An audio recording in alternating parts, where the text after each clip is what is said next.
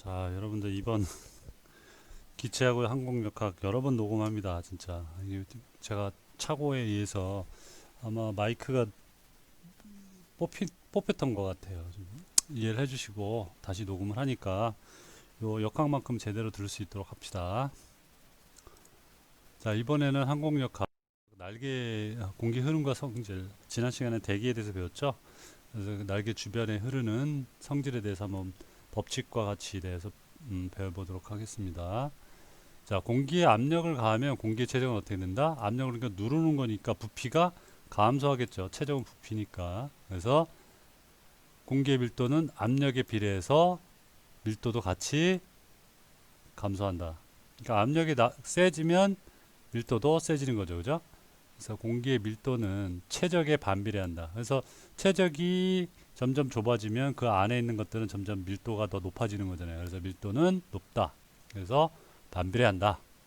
그래서 공기에 압력을 가하면 체적은 감소되고 밀도는 증가하게 돼 있고, 또 온도와 밀도는 역시 또 마찬가지 반비례합니다. 그래서 온도가 상승하게 되면 이 밀도 서로의 밀접한 관계가 더 느슨해지잖아요. 그래서 밀도는 오히려 희박해진다라고 표현은 될 수 있어요. 그래서 압력과 유체 밀도 변화에 따른 분류를 보면 두 가지로 분류할 수 있는 게 압축성 유체와 비압축성 유체로 분류할 수 있습니다. 속도가 만약에 마하 0.3 이상일 경우에는 압축성 유체로 분류를 하고, 그 상태에는 압력 변화에 따라서 밀도가 크게 변하는 공기를 포함한 모든 유체는 압력 변화에 따라서 밀도도 같이 변한다라는 거죠. 그래서 이게 압축성 유체고, 속도가 마하 0.3이라는 것은 지난 시간에 설명을 드렸는지 모르지만 음속분의 물체 항공기의 속도의 비입니다. 그러니까 음속이 우리 기체 시간에 334 지난 시간에 했구나. 그죠? 음속에서 334 미터 퍼 세크 나왔죠? 요거에 대비해서 속도니까 속도에 대한 속도비니까 무차함수라 그랬죠? 그래서 이거를 마수라고 표현하는 겁니다. 그러니까 330 1100km 이상이라는 거죠. 1100에 3이니까 300m 300km per hour 이하 정도 되는 속도. 그러니까 여기서는 이상이죠. 이상이니까 이게 압축성 유체를 보고 그 이하면 비압축성 유체로 분류를 합니다. 그래서 그 비압축성 유체는 큰 압력을 받아도 별로 변하지 않는다. 그래서 모든 유체가 저속 흐름 기체를 말하는 겁니다. 자, 그래서 시간의 경과에 따른 흐름을 보면은 정상 흐름과 비정상 흐름이 있습니다. 정상 흐름은 시간이 경과하여도 주어진 한 점에서의 흐름의 물리적 양들이 일정한 값을 유지하는 겁니다. 그래서 압력, 속도, 밀도들이 어떻게 일정하게 유지한다. 비정상 흐름은 시간의 경과에 따라서 그 주어진 한 점에서의 물리량이 어떻게 변화한다. 이거는 언제냐? 항공기가 가속되거나 감속 시를 얘기하는 거예요. 점점 속도가 빨라지거나 점점 속도가 늦어지는 그런 상황을 이야기하는 거예요. 그때는 비정상 흐름이 된다라는 거죠. 그래서 점성의 영향에 따른 분류를 보면 점성이라는 게 뭐냐? 끈적끈적한 정도라고 생각하시면 돼요. 그래서 유체가 흐를 때 저항하는 정도. 그래서 점성이 크다 하면 끈적끈적한 정도가 크다라는 거죠. 그래서 우리가 이 점성이 많은 유체들이 평소 형체에 볼 수 있는 게 꿀이죠. 꿀. 물하고 비교했을 때 물은 꿀하고 물하고 비교했을 때 꿀은 물보다 점성이 높다, 크다. 높다보다는 크다라고 표현합니다. 아시겠죠? 그래서 이상유체, 완전유체는 흐름에서 점성의 영향을 무시할 수 있는 유체가 이상유체라고 가정을 합니다. 그래서 점성의 영향을 미치면 마찰에 의해서 속도가 많이 감소되기 때문에 이상유체에 대한 완전유체에 대한 상태 방정식이라든가 이런 게 나올 수가 없기 때문에 이거를 가정하에 그 방정식이라든가 모든 문제를 해결합니다. 그 다음에 실제 유체는 점성을 고려한 유체죠. 당연히 점성이 있겠죠. 자, 연속의 법칙, 질량 보존의 법칙입니다. 요 연속의 법칙 보면 비압축성 유체에서 아까 비압축성 유체는 몇 속도가 얼마 이하였죠? 마하 0.3 이하. 죄송한데.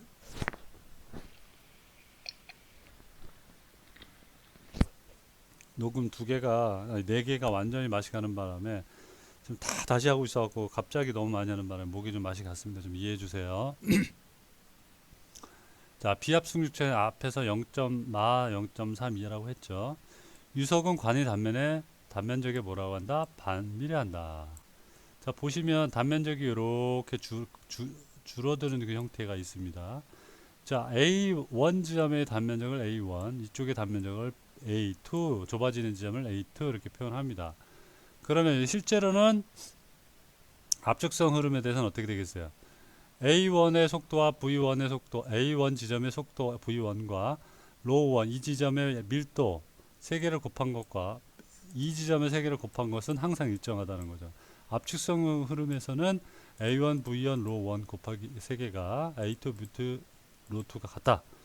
근데 비압축성 유체의 흐름에서는 이쪽에서 이쪽에 갈 때 압축성이 흐르지 않는다라는 거죠. 그러니까 압축성이 없다라는 거죠. 그럼 뭐겠어요? 밀도의 변화가 없다. 그래서 로1과 로2가 같다라고 표현하기 때문에 로를 뺐습니다. 상쇄되는 거죠. 같으니까. 결국 A1, V1은 A2, V2가 항상 일정하다라는 거죠. 이 식을 이제 옮기면 이렇게 옮기면 이렇게 나올 수 있죠. A2분의 A1은 V1분의 V2. 자, 요 A2를 요로 내리면 A2가 나오죠. 그 다음에 요 V1을 반대로 가면 요 식이 나옵니다. 뭐 어려운 거 없죠? 양쪽에 뭐야? A2 V1을 나눠주면 되는 거죠. 양쪽에 다 나눠주면 이런 식이 나오는 겁니다. 아시겠죠? 자, 그래서 유량, 어떤 단면적을 통과할 때 단위 시간당 흐르는 유체의 질량을 유량으로 표현합니다. 그래서 질량 보존의 법칙은 뭐다? 입구와 출구에서의 단위 시간당 흘러간 유체와 질량은 뭐다? 같다. 결국 유량은 같다라는 거죠. 결론은 뭐야? 이 그림에서 이 A1 지점을 통과한 유체나 A2 지점을 통과한 유체의 양은 같다라는 거죠. 변함이 없죠. 어디 빠져나간 데가 아니니까. 다만 면적만 넓어질 뿐이다. 그래서 보시면 이렇게 퍼져 있는 이 면적, 이렇게 퍼져 있는 면적 결국 같다라는 그렇게 표현을 하는 겁니다. 자, 그러면 이 성질을 가지고 또 설명을 드릴게요. 그래서 보존의 법칙, 임의 계가 주위의 환경과 어떠한 상호작용도 이루어지는 상태에서 물리적 상태량들은 변하지 않는다는 거예요. 어떤 시스템이라고 했을 때 계라고 표현합니다. 이렇게 그랬을 때 주위 환경과 상호작용이 이루어졌다. 왔다 갔다를 안 했다는 거죠. 그럼 결론 이 안에만 있으니까 물리적 상태량들은 당연히 변함이 없겠죠.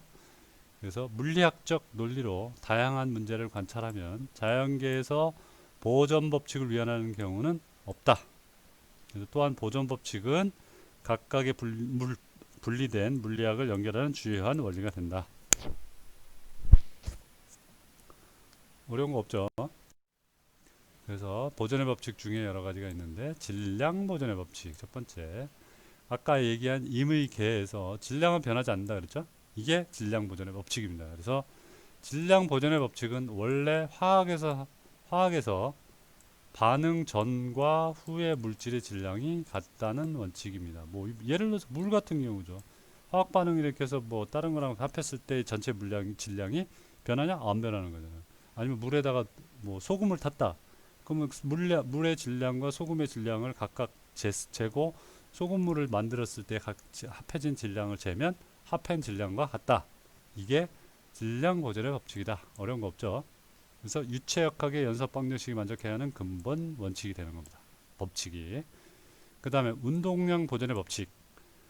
외부에 힘을 가하지 않는 고립된 계에서 전체 운동량의 합은 보존된다는 거죠. 이게 운동량 방정식이 베르누이 방정식이 되고 뒤에 이어서 오일러 방정식, 그 다음에 나비어 스톡스 방정식으로 이어지게 됩니다. 요 세 가지 법칙은 방정식은 뒤에 가서 설명을 드릴게요. 또 하나, 에너지 보존의 법칙.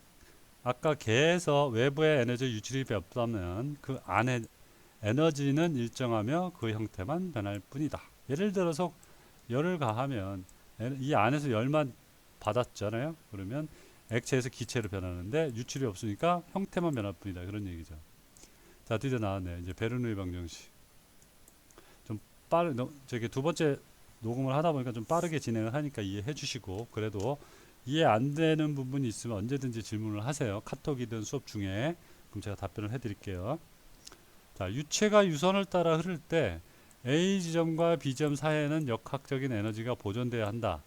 이것을 바탕으로 유도된 운동 방정식이 베르누이 방정식인데 뒤에 가서 설명을 자세하게 나옵니다. 그래서 베르누이 방정식은 정상 상태, 스테디 상태, 비점성 상태, 그 다음에 비압축성 등 가정이 필요해서 동일한 유선상의 다른 두 점에 대한 상태량을 계산할 때 쓸 수 있다. 자, 좀 어렵죠? 뒤에 가서 설명드릴게요. 그래서 이제 운동량의 방정식이 어떻게 바뀌냐? 나비어스 스톡스 방정식에서 실제 유체 방정식입니다. 이게 점성이 없다고 가정하면 오일러 방정식이 되는 겁니다. 실제 점성이 있잖아요. 그래서 실제 유체에 적합하게 만들어진 게 나비어 스톡스 방정식입니다. 거기에 비압축성으로 가진 밀도를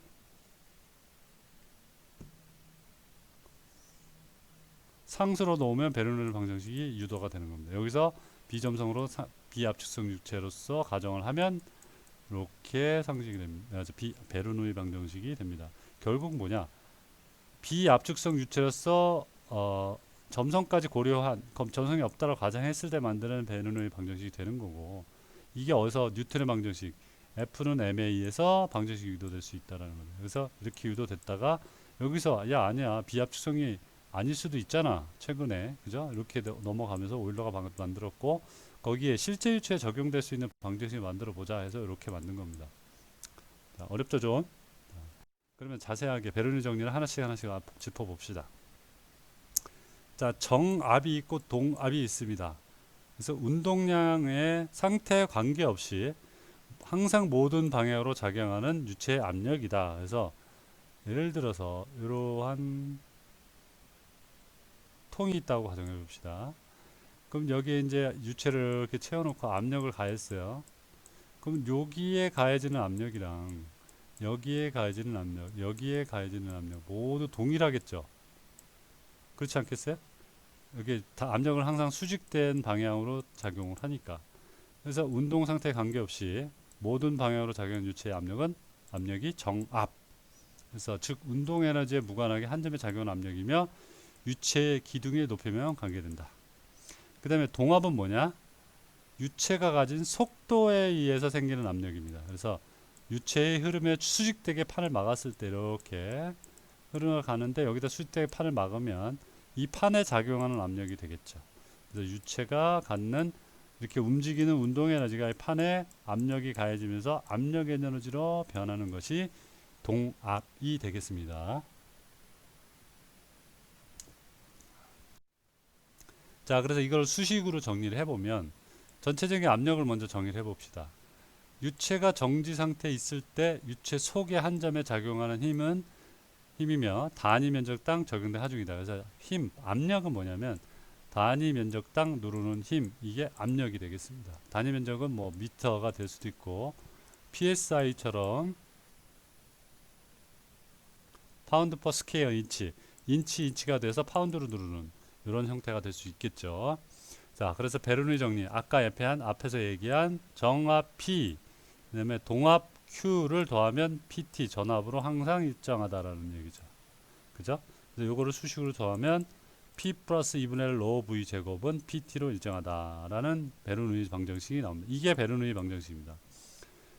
비압축성 유체의 베르누이 방정식은 비압축성은 아까 앞에서 식을 간단하게 설명했을 텐데 비압축성일 경우에는 밀도가 A점과 B점이 똑같다고 했죠. 그래서 밀도를 똑같이 씁니다. 그래서 1지점에는 2분의 로 V1 제곱에 플러스 P1 그 다음에 2분의 로 V2 제곱 플러스 P2는 항상 PT로서 일정하다는 게 이 비압축성 유체의 베르누이 방정식이 되겠습니다.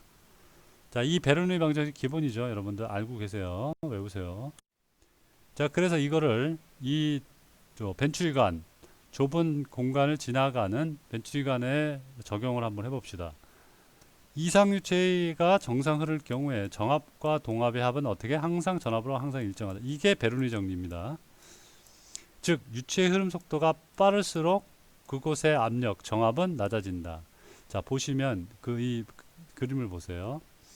A1의 단면적과 A2의 단면적은 이쪽 A2가 좁겠죠. 자, 그러면 아까도 앞에서 그림의 벤츄리관을 봤지만 A1을 지나는 V1과 A2를 지나는 V2 속도는 어디가 빠르겠어요? 당연히 V2가 빠르겠죠. 똑같은 양을 지나야 되는데 여기는 넓은 데 지날 때보다 좁은 데 지나면 많은 양이 빨리 지나가야지 똑같은 양이 지나가겠죠. 그래서 V1은 V2가 크다라는 거죠. 그러면 속도가 더 빠른 데는 어떻게 되겠어요? P1하고 P2는 이렇게 되는 거죠. 압력이 더 높다. 그래서 결국 이렇게 U자간을 연결해 보면 어떻게 되냐? 여기서 압력을 더 누르기 때문에 안에 유체가 있다고 가정해 보면 더 어떻게 된다? 이쪽은 더 눌러지고 여기서 더 올라갑니다. 이렇게 해서 이 차이, 높이의 차이를 델타 H 이렇게 표현을 하는 겁니다. 실제 이 모양을 이렇게 벨로시티 인크리즈해서 속도 증가 모양을 에어포일 모양으로 가정하면 이렇게 가정이 되는 거죠. 이렇게 지나가는 거를. 그렇죠? 이렇게 가정에 따라 생각하시면 돼요. 자, 그래서 베르누이 정리. 이걸 관을 보고 설명하면 목 부분은 연쇄기 법칙에서 속도는 증가되고 압력은 베르누이 정리에서 감소. 자, 그래서 다시 보면 앞쪽에와 뒤쪽은 똑같겠죠. 면적이 똑같으니까. 그래서 속도는 300, 압력은 14 psi. 뒤에도 마찬가지 속도는 300 mph, 뒤에는 14 psi. psi 다시 설명드려 파운드 퍼 스퀘어 인치. mph는 마일 퍼 아워입니다. 그러면 요 좁은 공간 지나갈 때는 어떻게 되겠어요? 좁은 공간이 지나가니까 양은 똑같이 빨리 지나가야 된다니까 어떻게 해서 속도가 빨라진다. 400으로. 그 다음에 여기 압력은 속도가 증가되니까 압력은 낮아진다. 이게 죄송합니다. 목이 아파서 계속 물을 먹어요. 좁은 공간을 지나가는 요거에 대한 정의를 나타내는 베르누이 정리가 되겠습니다. 자, 실제 요거를 어디서 적용하냐? 피터관이라는 곳에서 적용을 합니다. 이걸 가지고 피터관이 항공기에 장착되어 있는 모습입니다. 요게 그림이.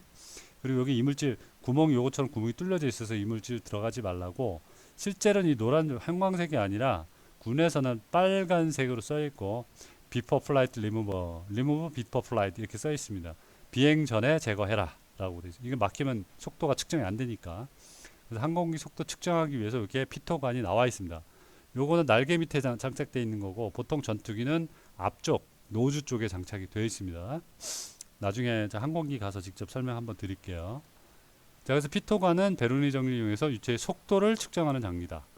그래서 유관, 아까 밑에 유관이 있죠? 두 점 사이의 압력차를 측정하는 유형 마노미터다. 다이어프램 같은 경우가 뭐 전기적 신호 처리에 의한 항공 속도 측정도 할 수 있다. 요거는 나중에 장비 시간에 별도로 배울게요. 지금 이것까지 배우면 너무 어려우니까 2학년 1학기 때.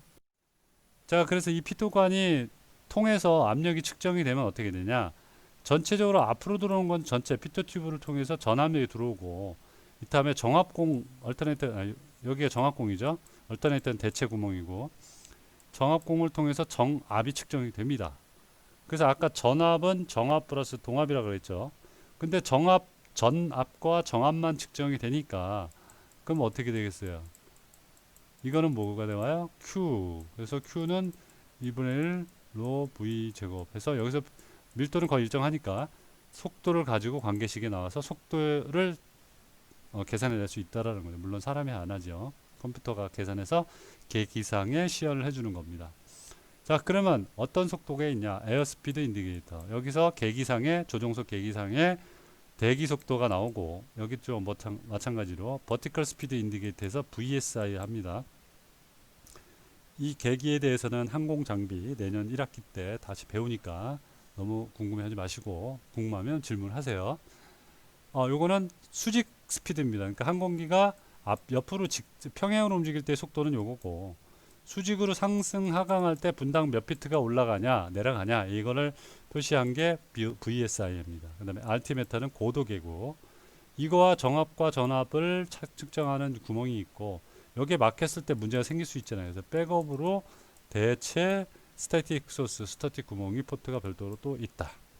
자, 그리고 여기 중요한 게 두 가지가 있는데 피터 튜브에 드레인 오픈이 있고 그 다음에 피터 히터 스위치가 있네요. 자, 우리 대기에서 배웠듯이 대륙권 경계화면까지 올라가면 몇 도까지 떨어진다 그랬죠? 마이너스 54도, 55도. 자, 항공기가 그만큼 올라가면 어떻게 되겠어요? 얼겠죠, 주변이. 근데 여기에 습기가 약간 차 있는 상태에서 거기까지 올라가면 여기가 얼음이 생기니까 어떻게 되겠어요? 막히잖아요. 막히면 속도 측정돼야 안 되죠. 그래서 히터 스위치가 있는 겁니다. 여기가 전기 열선이 들어와서 항상은 아니지만 거의 비행 중에는 항상 열을 들어오게 해서 얼음이 얼리지 않도록 막아주는 장치, 이게 방빙 장치입니다. 그래서 비행 후에 아마 처음 갔을 때 저기 선배 정비사들이 야 요거 한번 만져봐 하니까 왼손을 만지게 하는 경우 종종 있어요. 뒤입니다 여러분들. 대이니까 조심하시고. 그 다음에 얼음이 얼었다가 이 스위치를 키면 녹겠죠. 물이 이렇게 해서 틀러 들어가면 어떻게 되세요? 문제가 생기잖아요. 그래서 그 물이 흐름을 통해서 바깥으로 빠져나가도록 하는 게 드레인 오프닝 구멍이 되겠습니다. 어떤 데는 뭐 드레인 홀 돼 있고 어떤 데는 오프닝 돼 있습니다. 오프닝은 오픈된 개방관이에요. 자, 그러면 이제 뒤에 이제 베르누이 방정식과 날개 에어포일을 가지고 한번 설명을 드려볼게요. 자, 날개 에어포일 단면을 옆에서 봤을 때 공기가 이렇게 흘러 들어갑니다. 그래서 이 날개 정체점 A 지점에서 멀리 떨어져 있는 지점에서는 속도를 unlimited 해서 무제한이죠. 리미트리스 무제한. 그래서 압력과 속도는 무제한이다 이쪽에는. 여기에 영향 없으니까. 근데 이 P 무제한, V 무제한이 이 A 지점에 도달하게 되면 어떻게 되겠어요? 속도와 압력은 다음과 같이 나온다. 그래서 V는 어떻게 돼요? 여기는 이제 일단 정체되겠죠. 부딪히니까. 그래서 속도는 제로. P는 아까 PT 전압이 되겠죠. 그래서 이런 식으로 표현이 됩니다. 그래서 에어포일로부터 충분히 앞쪽에 있는 공기와 에어포일과 부딪히게 되면 에어포일 앞전에서 속도가 0이 되는 지점, 이것이 뭐다? 정체점, 스태그네이션 포인트 이렇게 표현합니다. 자, 그러면 여기 지나고 나면 어떻게 되겠어요? 지나고 나면 B와 C로 갈라져서 흘러가겠죠. 유체가 공기가 이렇게 흘러가고 이렇게 흘러갑니다. 그러면 자, 보시다시피 이쪽 공면의 길이와 B 쪽에 있는 공면의 길이와 C 쪽에 있는 공면의 길이를 비교했을 때 어떤 쪽이 더 길어요? B 쪽이 훨씬 길죠? 근데 A점에 정체됐다가 분리됐다가 이 뒤쪽 여기 뒤에 나오면 D라고 표현합니다. D 지점에서는 다시 동시에 만나게 되어 있습니다. 그럼 결론은 뭐냐? 이 분리됐던 흐름이 D에서 동시에 만나기로 하니까 B로 가는 게 속도가 빠르겠어요? C로 가는 게 속도가 빠르겠어요? C로 가는 게 속도가 B로 가는 게 속도가 훨씬 빠르겠죠? 그럼 뭐야? 압력은 어떻게 됩니까? 뒤에 가서 설명 나옵니다. 여기서 나온 것만 설명드릴게요. 그러면 결론, 이쪽이 얘보다는 압력이 높다. 높아요? 낮아요? 낮죠. 낮고 속도는 얘보단 빠르다. 왜냐하면 이 물체를 지나가야 되니까. 그렇죠? 이렇게 해서 압력은 속도와 반비례한다는 것을 보여주고 있습니다. 그러면 방금 설명하다가 만 건데, 자, 그럼 D 지점에 다시 왔어요. 그러면 다시 만난다고 했으니까 V와 속도는 D 지점에서 다시 회복이 됩니다. 그쵸? 자, 그럼 뒤에 가서 요거를 비교를 해볼게요. A, B, D의 흐름과 A, C, D의 흐름을 비교를 해보면 수직 방향 힘이 발생되고 이 힘을 양렬해야 한다 그랬잖아요. 자, 보시면 여기에 V와 속도와 압력을 VU, PU 이렇게 표현하고 C 지점은 VL, PL이라고 표현했을 때 아까 뭐라 그랬어요? B 지점의 속도는 VU가 C 지점의 속도 VL보다 빠르다 그랬죠. 이렇게 표현이 됩니다. 그러면 압력은 반대니까 PL이 더 높죠. 그쵸? 그러면 C 지점의 압력이 높고 여기가 낮으니까 어떻게 되겠어요? 높은 데서 낮은 데로 흘러가겠죠. 이렇게 밀어 올립니다. 얘를. 그죠? 이것이 뭐다? 양력이다. 날개를 밀어 올리니까 높은 데서 낮은 데로 흘러가니까 이렇게 해서 양력이 발생되는 원리, 이것이 베르누이의 방정식과 에어포일에 대한 설명이 되겠습니다. 어려운 거 없죠?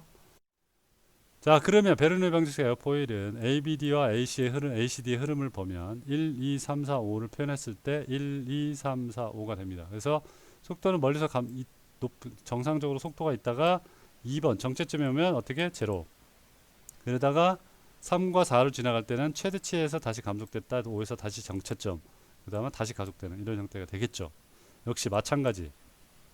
그럼 압력은 속도가 제로니까 압력이 이때가 제일 높겠죠. 그래서 이런 거꾸로 된 형태가 그래프가 그려진다라는 거죠. 자, 어려운 거 있습니까? 그래서 공기와 압력의 점성을 보면 압력은 아까 모든 표면에 수직 방향으로 작용한다 그랬죠. 점성은 접선 방향으로 작용합니다. 그래서 여기 수직 방향 P가 되고 점성은 이렇게 흐르는 접선 방향으로 흐른다. 이렇게 생각하시면 되겠어요. 자, 그럼 여기서 중요한 게 또 압력 계수가 나옵니다. 자, 압력 계수가 왜 중요하냐? 항공기와 죄송합니다. 지금 중요한 전화가 와서 잠깐 나갔다 왔습니다. 자, 항공기와 같이 속도, 압력 부하가 크고 밀도도 많이 변화하는 경우에는 물체 주변의 압력 분포를 압력 계수로 나타내는 것이 편리합니다. 그래서 물체 상류, 그러니까 항공기에 이렇게 있으면 위쪽, 항공기의 점성과 뭐 압력에 영향을 미치지 않는 부분, 상류 쪽 많이 떨어져 있는 부분의 압력을 P0, 속도를 V0, 밀도를 Rho라고 표현했을 때 물체 위의 정압이라고 표현합니다. 그러면 이렇게 표현한 게 자압력 계수가 어떻게 나오냐? 이렇게 나옵니다. 그래서 2분의 Rho V0의 제곱 동압은 동압분의 P 마이너스 P0 정압이 됩니다. 이건 V0는 떨어진 곳이죠. 그래서 날개꼴 주위의 압력과 속도를 P와 V라고 할 때 날개 상류의 압력과 속도를 P0, V0 하면 이런 식으로 표현이 된다. 결국 날개꼴에 있는 쪽과 상류 쪽에 있는 것은 전압은 똑같다. 항상 똑같다 그랬잖아요. 그렇죠? 그래서 이런 식으로 표현이 됩니다. 그러면 제가 이 식을 다시 여기다 넣었어요. 그래서 압력 계수를 이런 식으로 나타내면 아까 압력 계수 이렇게 나왔잖아요. CP는 2분의 1 로 V 제곱 V0의 제곱분의 P-P0 정압이 됩니다. 그러면 요거를 왜 어떻게 이런 식으로 나오냐? 자, 여기서 요 관계식을 한번 만들어 봅시다. P에서 P0를 뺐으니까 요걸 요쪽으로 이완하고 얘를 이쪽으로 옮기면 되겠죠. 그러면 결국 뭐가 돼요? 2분의 1 로 V 제곱 마이너스 2분의 1 로 V 제곱이 되겠죠. 요거 분의 2분의 1 로 V0의 제곱이니까 요건 얘는 같잖아요. 그래서 1 마이너스 얘와 얘인데 얘는 V0와 V만 남고 나머지 같으니까 결국 뭐야? V 해서 관계식이 나오는 거겠죠. 자, 이해되시죠? 이거 이해 안 되시면 다시 한번 질문해 주세요. 설명 드릴게요. 이렇게 지금 마우스를 쓰다 보니까 이렇게 쓸 수밖에 없는 이해해 주시고 펜을 쓰면 바로 설명이 되는데 어쨌든 이런 관계식이 나온다. 이걸 왜 이렇게 나오냐? 뒤에 그래프 나옵니다. 그래서 결국 뭐냐? 비압축성 유체는 정체점에서 속도 V0가 되죠. 날개 앞전.